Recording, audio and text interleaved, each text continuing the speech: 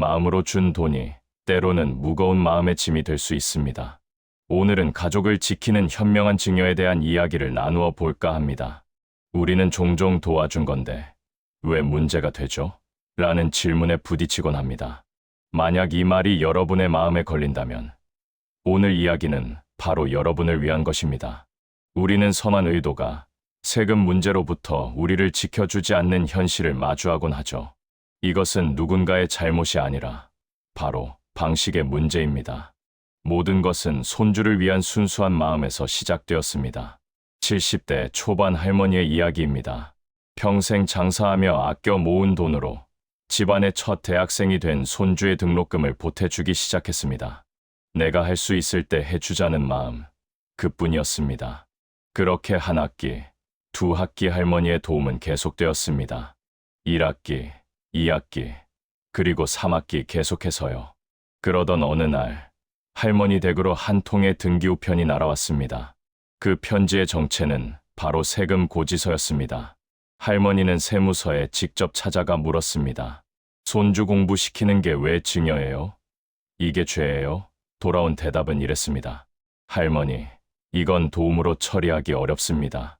손주에게 직접 들어간 돈이고 금액이 누적되면서 증여로 보여집니다. 세법은 마음이 아닌 돈의 흐름과 기록을 봅니다. 서류상으로는 직접적인 금전 이전으로 보였을 뿐입니다. 이 할머니의 이야기는 비단 할머니만의 이야기가 아니라 우리 모두의 이야기가 될 수 있습니다. 예를 들어 볼까요? 첫째, 현금입니다. 계좌 기록이 남을까봐 현금으로 줬는데 이렇게 생각하기 쉽죠. 하지만 시간이 지나면 그 현금의 출처를 설명해야 하는 더 어려운 상황에 놓입니다. 숨기려 한 흔적은 오히려 설명할 일을 만들죠. 둘째, 차용증입니다. 빌려준 거라고 차용증까지 썼는데 그럼 괜찮을까요? 이자나 원금 상환 흔적이 없자 사실상 증여로 판단됩니다. 차용증은 시작일 뿐 과정이 중요합니다. 셋째, 부동산 저가 매매입니다. 자식이니까 집을 좀 싸게 넘겼는데 하지만 시세와의 차익이 문제가 됩니다. 자식이라서라는 설명은 세법 앞에서 힘을 잃습니다. 도움이 잘못된 것이 아닙니다. 방식이 문제였습니다. 여러분의 사랑과 선한 의도는 아무런 잘못이 없습니다. 다만 그 마음을 지키기 위해서는 돈의 흐름을 설명할 수 있는 방식이 필요했을 뿐입니다. 이제 그 현명한 방식을 이야기하려 합니다. 마음과 가족을 모두 지키는 세 가지 원칙을 소개합니다. 첫 번째 원칙은 기록으로 설명하라입니다. 말이 아닌 기록과 흐름이 이야기하게 하십시오. 두 번째 원칙은 가족이기에 더 명확하게입니다. 가족이니까 괜찮겠지라는 생각이 가장 위험합니다. 마지막 세 번째 원칙은 혼자서 판단하지 말라입니다. 한 번의 확인이 몇 년 뒤의 긴 설명을 대신할 수 있습니다. 첫 번째 원칙, 기록으로 설명하라입니다. 이 돈의 성격을 나 말고 다른 사람이 봐도 이해할 수 있을까? 이 질문에 자신 있게 답할 수 있는 상태를 만드는 것이 핵심입니다. 기록은 불신을 위한 것이 아닌 미래를 위한 보호장치입니다. 예를 들어 가족끼리인데 나중에 말로 하면 되지라고 생각하고 단순한 거래를 했다면 몇 년 후 돈의 성격을 설명하느라 상황이 복잡해질 수 있습니다.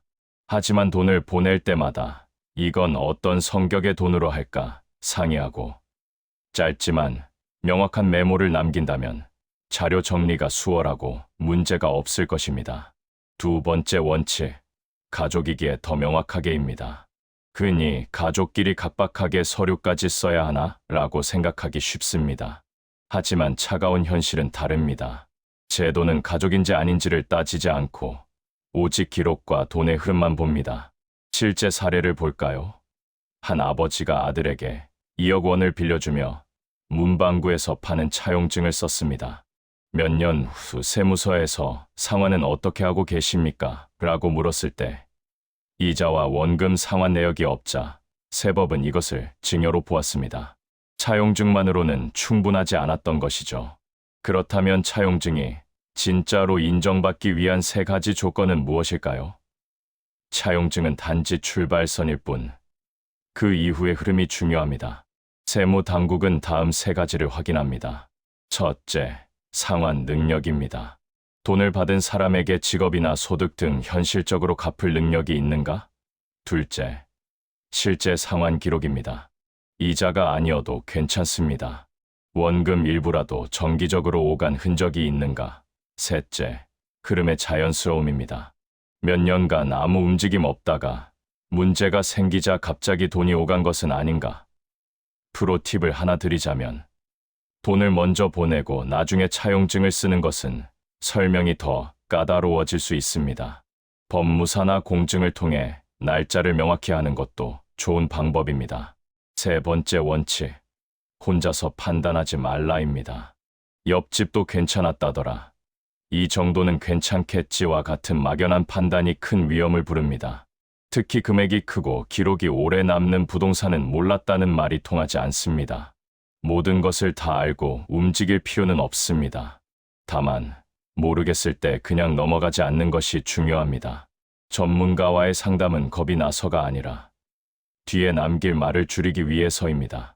전화 한 통, 상담 한 번이 몇 년 뒤의 마음고생을 덜어줄 수 있습니다. 이제 아무것도 못해주겠다는 생각이 드시나요? 이 이야기는 도움을 말리는 것이 아닙니다. 오히려 그 반대입니다. 소중한 도움이 오래도록 그 가치를 지킬 수 있도록 하자는 의미입니다. 급하게 몰래 줄 필요가 없습니다.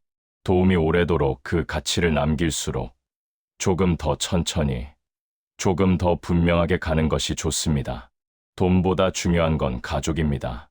그리고 그보다 더 중요한 건 나중에 설명하느라 마음 다치지 않는 삶입니다.